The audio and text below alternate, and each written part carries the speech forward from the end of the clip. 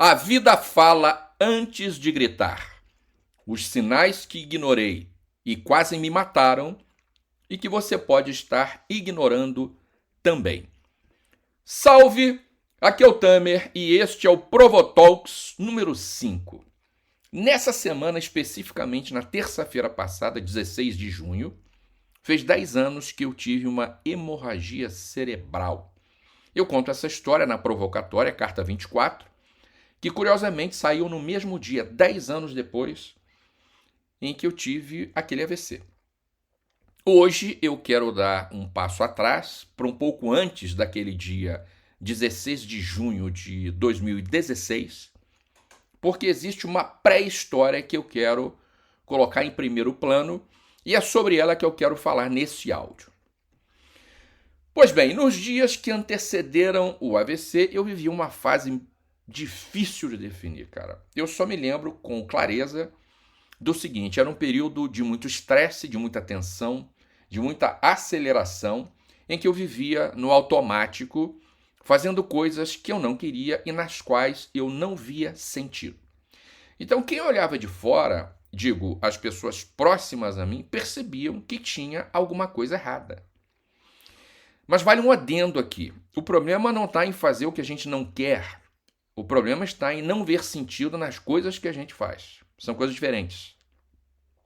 E eu continuo fazendo coisas que não quero, porque elas fazem sentido para eu chegar onde eu quero chegar. Deu para entender?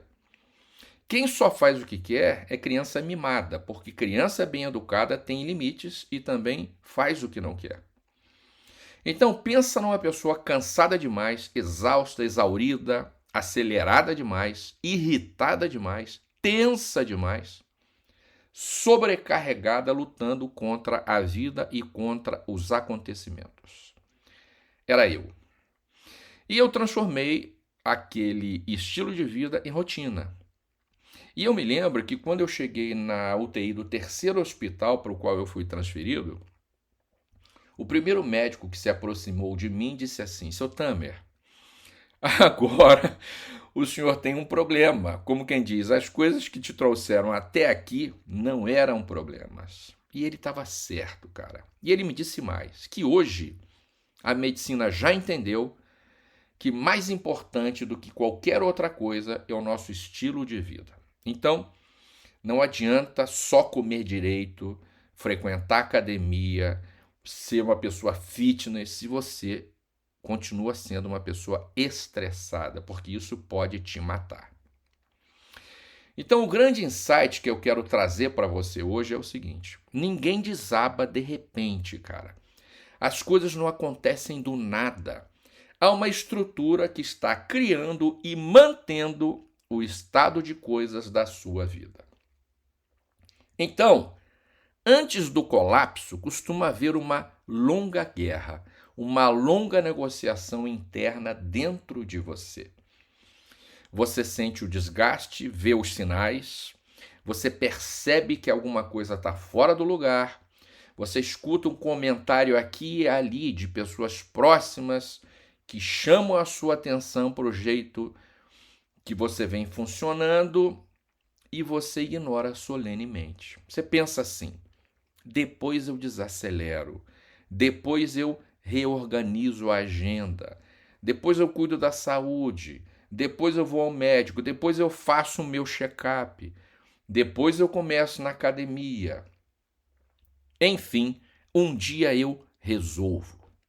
E você vai empurrando o problema com a barriga até que uma hora a conta chega. Então se liga. A vida fala antes de gritar. O corpo fala, o relacionamento fala, o trabalho fala, a sua relação com os filhos fala, a ansiedade fala, a depressão fala. E normalmente a gente só para ouvir quando a mensagem chega em forma de grito. E às vezes não dá mais tempo porque o caldo já entornou. Então, a coisa começa discreta, quase como um sussurro. São aqueles pequenos sinais repetidos, aparentemente administráveis, uma irritação aqui, um cansaço que não passa, uma impaciência que começa a virar traço de personalidade, um sono que já não chega e quando chega já não repara, já não é restaurador, uma aceleração que você começa a chamar de foco, uma tensão a colar, um nível de cobrança interna fora do normal, que você justifica como comprometimento, como responsabilidade, e assim vai. E foi isso que aconteceu comigo. Só que no meu caso, felizmente, eu consegui reverter. Mas eu tenho plena consciência de que poderia ter sido muito diferente. Até hoje, quando eu passo por alguém hemiplégico, uma pessoa puxando da perna, com dificuldade para manter o equilíbrio e a postura, aquele braço rígido com a mão boba junto ao corpo, uma assimetria de um lado do rosto, eu agradeço a Deus e à vida e me lembro de que eu poderia estar naquela situação. Então, gente, aqui existe uma armadilha muito perigosa. Quanto mais no automático você está, especialmente quando você é uma pessoa competente, disciplinada, produtiva, uma pessoa que está acostumada a resolver as coisas, você pode demorar mais para perceber que já está funcionando no vermelho. Você pensa assim, se eu estou dando conta, tá tranquilo, tá favorável, como a galera aí fora costuma dizer. Só que não. Às vezes isso é só uma justificativa para você continuar se violentando, uma justificativa da sua mente. Só que a mente mente que nem sente. Por que, Tamer? Porque tudo na vida é comunicação. Tudo em você comunica o tempo todo. Tudo ao mesmo tempo agora está te trazendo uma mensagem. Então, comunicação não é só o que você diz, cara.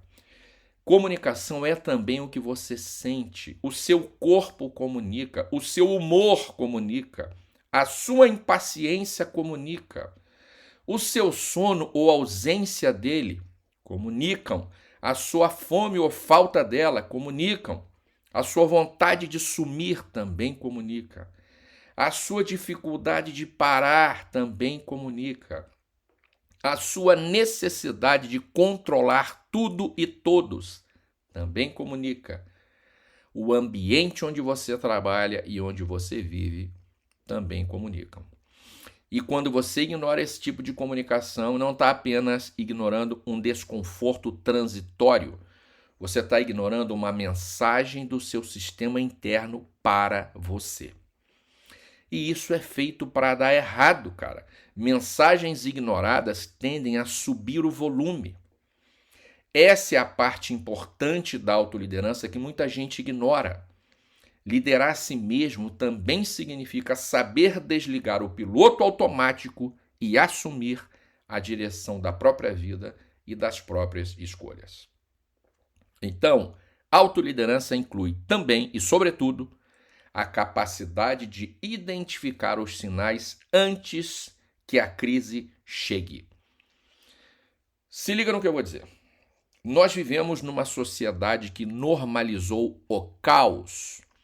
Nós vivemos num tempo em que as pessoas acreditam que viver desregulado é sinônimo de força, de resistência, de resiliência, que é uma palavra que está na moda que eu já não aguento nem mais ouvir. As pessoas acham que é normal viver assoberbado com coisas que não cabem na agenda, que é ok ser viciado na urgência, quando na verdade, quando você entra nesse ritmo, você está preparando o seu corpo para o colapso. Tamer? É. Pode ser duro de admitir isso, mas é necessário. Então se liga na dica do Tamer. Eu digo isso para meus alunos e mentorados. A vida é sobre tirar coisas, às vezes tirar pessoas. A vida não é sobre acumular coisas e pessoas, se liga nisso. Então eu vou encerrar esse áudio deixando uma pergunta para você. Que sinais você vem ignorando na sua vida? Pensa antes de responder, cara. mas responde para si mesmo, para si mesma, com a mais absoluta sinceridade, porque, afinal de contas, é a sua vida. Talvez seu casamento, ou seu relacionamento, seu corpo, seu trabalho, sua vida estejam pedindo socorro e você não esteja ouvindo. E a autoliderança começa quando você leva esses sinais a sério, enquanto ainda há tempo de fazer alguma coisa com alguma consciência. Este áudio completa a provocatória minha newsletter, carta 24, o dia em que meu cérebro sangrou.